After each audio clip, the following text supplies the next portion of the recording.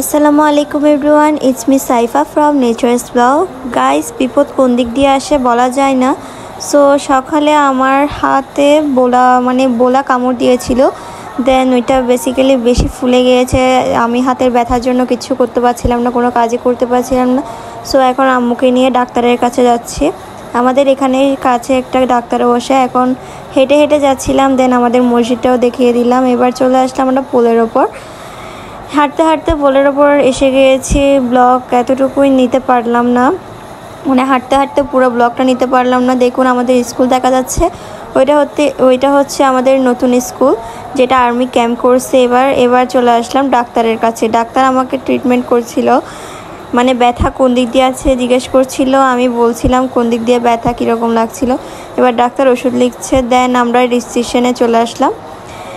ফার্মেসিতে চলে আসার পর ফার্মেসি থেকে আম্মু ওষুধ কিনছিল।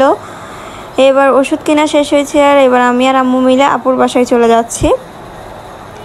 দেন আপুর বাসায় চলে আসলাম। এসে একটু আয়নাতে ভিডিও করলাম। দেন আপু নাস্তা দিল। ওখানে আজকে মাহফিল হয়েছিল, সেখানে বিরিয়ানি ভাত। সো দুলা ভাইও খাচ্ছিল। এবার চলে যাচ্ছি আমরা বাসায়। আমরা অটোরিকশা করে যাচ্ছিলাম বেসিক্যালি। সো আমি আমাদের সব দিকে রাস্তাঘাট দেখাই যাচ্ছিলাম। দেখুন আমাদের স্কুল মাঠটা কিন্তু অসম্ভব সুন্দর, অনেক বড় একটা স্কুল মাঠ। সেখানে সব ছেলেমেয়েরা ফুটবল খেলে। ধন্যবাদ সবাইকে।